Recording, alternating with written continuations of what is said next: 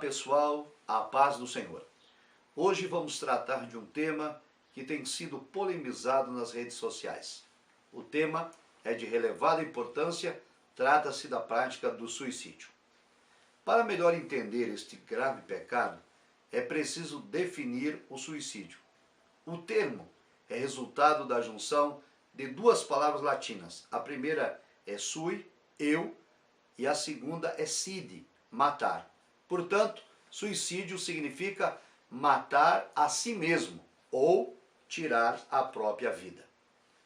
Anteriormente, os termos propostos eram auto-homicídio, auto-assassinato e ainda morte infligida. Porém, suicídio é o termo mais aceito e também preferível pela perspectiva clínica. Preste atenção neste dado. Segundo a Organização Mundial da Saúde, as mortes por suicídio aumentaram 60% nas últimas 5 décadas. Desde 2015, autoridades do mundo todo iniciaram um movimento chamado Setembro Amarelo, que consiste em iluminar ou sinalizar locais públicos com faixas ou símbolos amarelos, alertando sobre o perigo do suicídio. E o que dizem as Escrituras acerca deste pecado, o suicídio? O 6º mandamento do Decálogo diz: não matarás, ou literalmente, não cometerás assassinato. Êxodo 20:13. O mandamento que proíbe o homem de assassinar o outro é o mesmo mandamento que proíbe o homem de assassinar a si mesmo. Vejamos então alguns conceitos teológicos acerca da vida. Primeiro, a vida humana é uma dádiva divina e, portanto, pertence a Deus. Segundo, o Criador é quem determina o início e o término da vida, e não a criatura. Terceiro, é Deus quem estabelece quando e como a vida deve cessar, seja por doença, velhice ou por trágico acidente. Quarto, a dignidade da vida humana deve ser protegida e preservada, desde o momento da concepção até o seu derradeiro dia. Resumindo, o poder da vida e da morte são atributos unicamente divinos. Leia comigo 1 Samuel 2,6.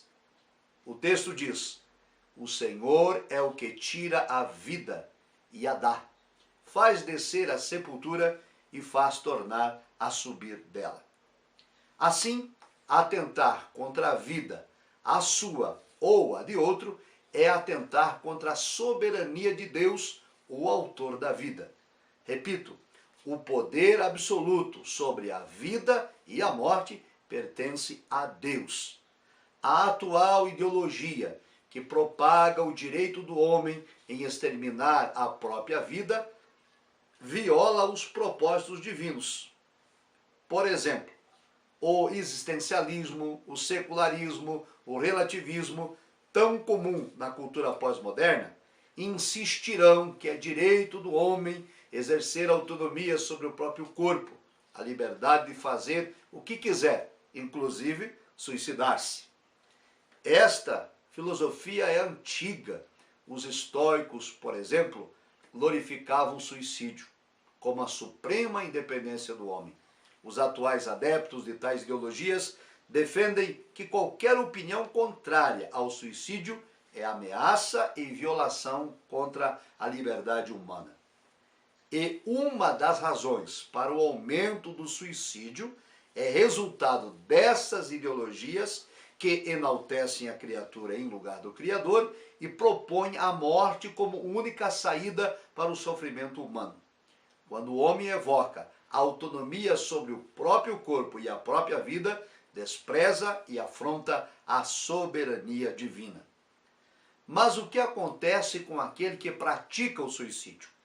Para responder esta questão, é preciso ficar claro que suicídio é pecado. Lá no início do século V, Agostinho de Hipona, na sua obra Cidade de Deus, capítulo 19, do livro 1, assegurou que o suicídio equivale ao homicídio, ou seja, ambos são violações do mandamento não matarás. Tomás de Aquino, na obra Suma Teológica, escrita no século XIII, no artigo 5º da questão número 64, na segunda parte do livro, defendeu a posição de Agostinho e colocou o suicídio no mesmo patamar do homicídio. E isto é um conceito incontestável. Diante desta constatação, vejamos juntos alguns textos bíblicos que tratam da violação do mandamento não matarás. 1 João 3,15, parte B. Vós sabeis que nenhum homicida tem a vida eterna permanecendo nele. O texto é autoexplicativo. 1 Coríntios 3, 16 e 17 diz o apóstolo Paulo: não sabeis vós que sois o templo de Deus e que o Espírito de Deus habita em vós? Se alguém destruir o templo de Deus, Deus o destruirá, porque o templo de Deus, que sois vós, é santo. Ainda o texto de Apocalipse, capítulo 21, verso 8. Mas quanto aos homicidas, a sua parte será no lago que arde com fogo e enxofre, o que é a segunda morte. Assim, conforme a revelação inequívoca das Escrituras, cometer suicídio ou homicídio é pecado. Atentar contra o corpo, que é templo do Espírito Santo, implica na condenação de quem comete tais atos. Aqueles que tentam inocentar o cristão que tira a própria vida argumentam que Sansão, ao cometer suicídio, não perdeu a salvação, pois seu nome integra a galeria dos heróis da fé em Hebreus capítulo 11.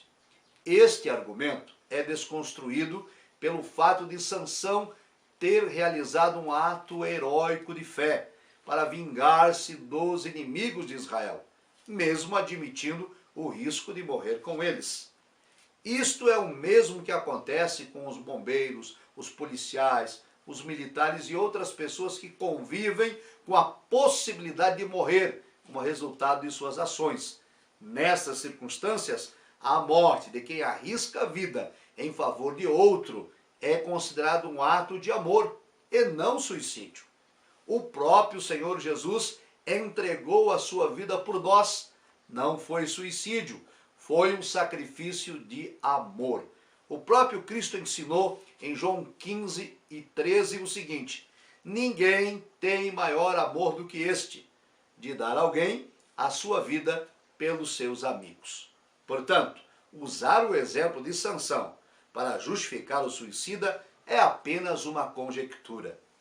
Um outro argumento falacioso apresentado por alguns no intuito de amenizar o pecado do suicídio consiste em afirmar que a salvação é concedida ao suicida cristão sem a necessidade de arrependimento de tal pecado. Aliás, esta posição é um desvirtuamento dos ensinos das Escrituras Sagradas. Para contradizer esta falácia, leia comigo alguns versículos bíblicos em que o arrependimento precede a salvação. 2 Coríntios, capítulo 7, verso 10, a parte A diz: porque a tristeza, segundo Deus, opera arrependimento para a salvação. Veja agora Lucas 24, 46 e 47 como um dos propósitos da morte de Cristo. Convinha que o Cristo padecesse e ao terceiro dia ressuscitasse dentre os mortos, e em seu nome se pregasse o arrependimento e a remissão dos pecados. Vejamos agora o texto em que a confissão de pecados é requerida ao pecador. 1 João 1, 9 e 10.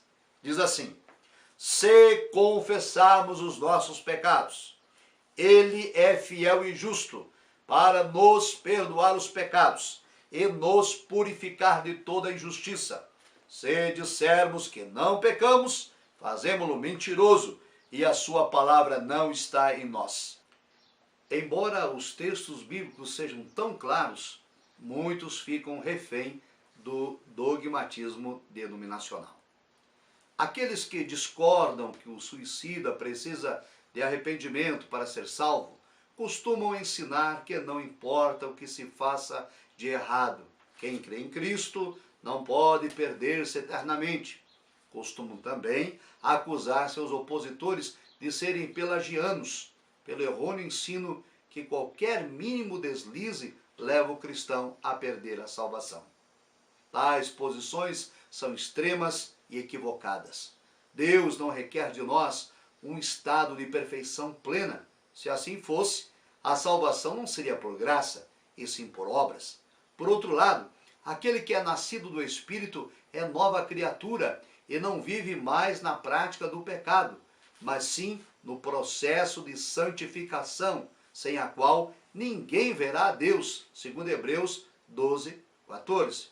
Por conseguinte, é preciso entender que a prática do suicídio não é um pecado involuntário ou inconsciente, inerente da nossa fraqueza carnal.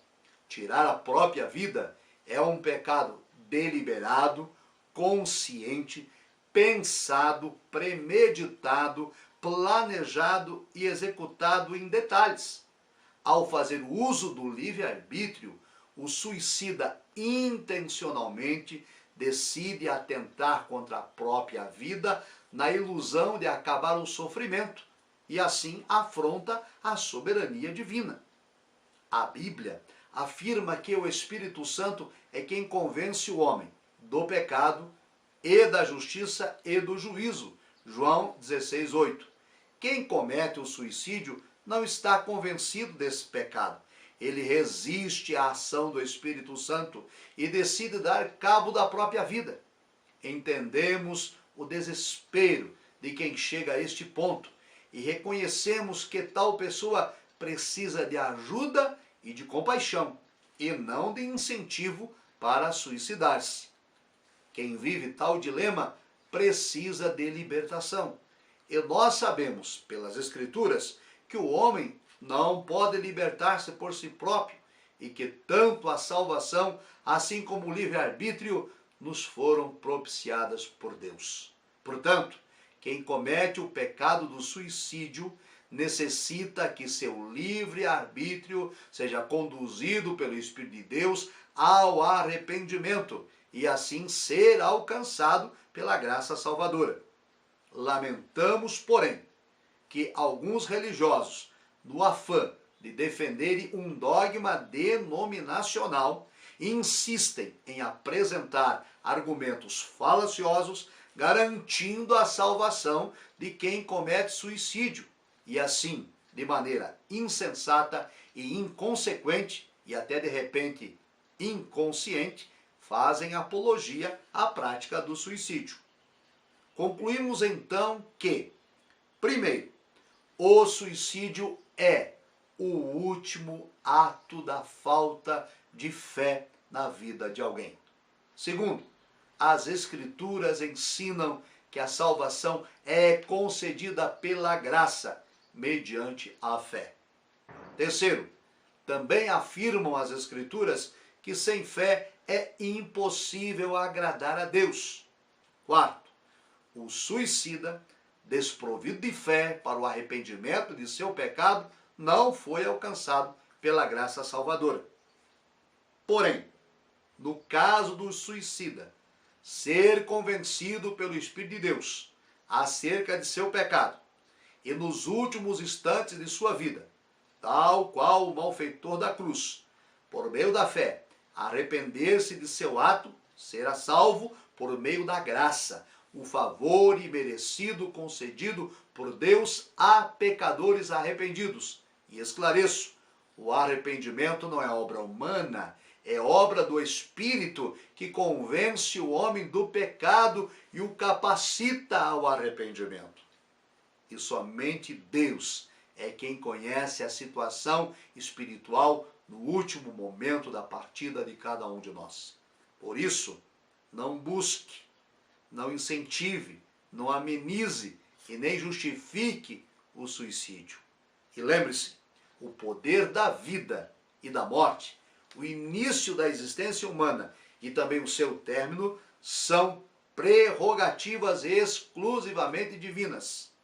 E repito o texto bíblico aqui já citado, 1 Samuel 2:6. O Senhor é o que tira a vida e a dá, faz descer a sepultura e faz tornar a subir dela. Eu sei que alguns vão discordar dos argumentos aqui apresentados. Alguns dogmas religiosos serão evocados, mas eu gostaria de lhe pedir para deixar de lado, por um pouco, as amarras e os pressupostos denominacionais e juntos refletirmos seriamente acerca do grande mal do suicídio. Deus lhe abençoe. Amém.